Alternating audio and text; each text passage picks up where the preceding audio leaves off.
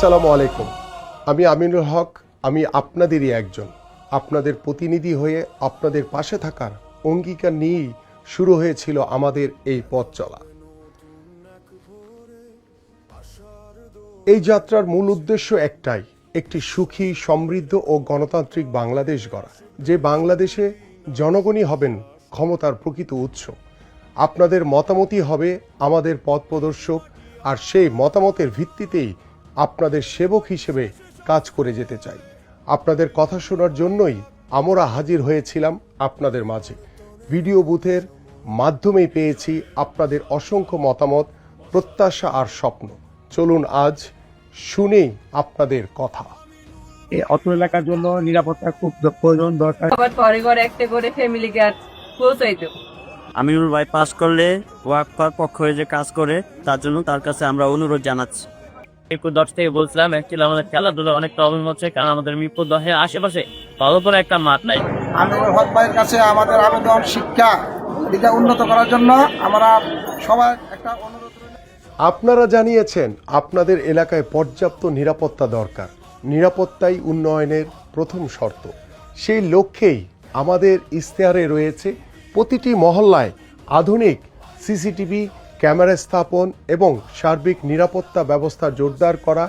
আমরা চাই আমার এলাকার প্রতিটি নাগরিক, প্রতিটি পরিবার যেন সবসময় নিরাপদে থাকে।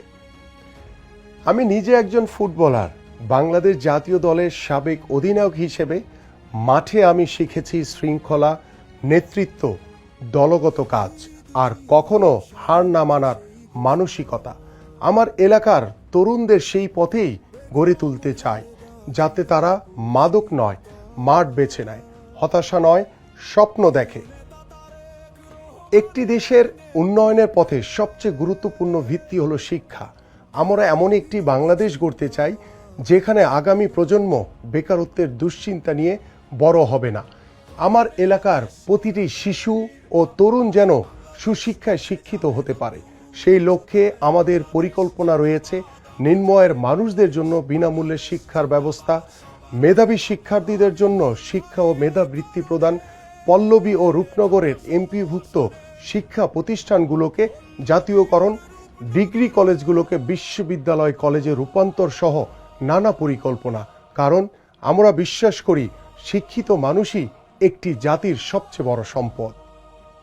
স্বাস্থ্যসেবা মানুষের মৌলিক অধিকার।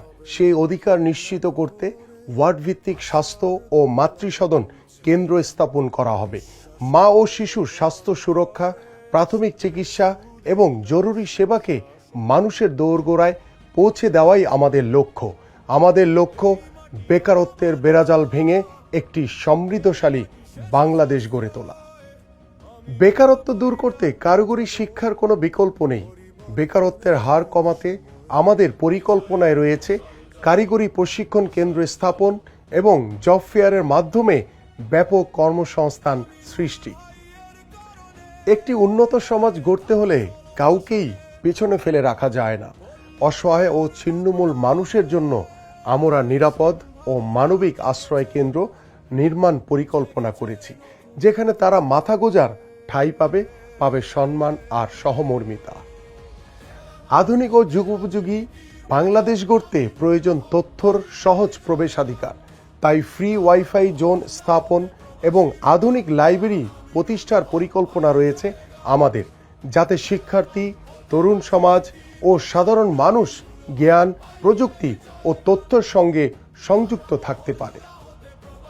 কিশোর গ্যাং, চাঁদাবাজি, মাদক আজ আমাদের সমাজের অন্যতম উদ্বেগের বিষয়।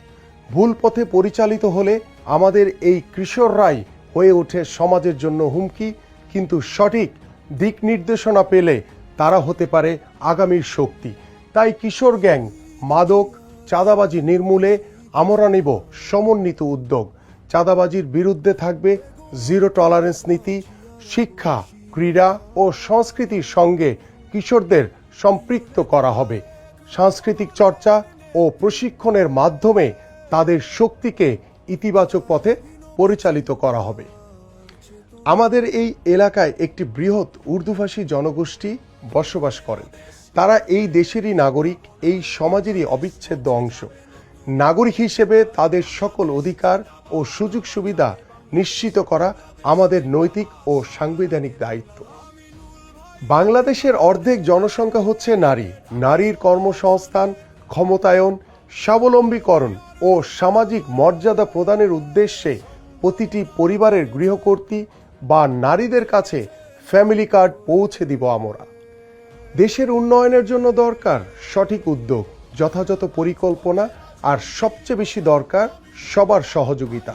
এলাকার উন্নয়নে আপনাদের ভরসা হয়ে আপনাদের পাশে থাকার অঙ্গীকার নিয়ে আমি আছি সব সময়। আমি আপনাদেরই একজন। আগামী 12ই ফেব্রুয়ারি ত্রয়োদশ জাতীয় সংসদ নির্বাচনে ধানের শীষের প্রতীকে ভোট দিয়ে আমাকে জয়যুক্ত করুন। আমি আপনাদের সন্তান, ভাই এবং বন্ধু হিসেবে আমি আছি সবসময় আপনাদের পাশে।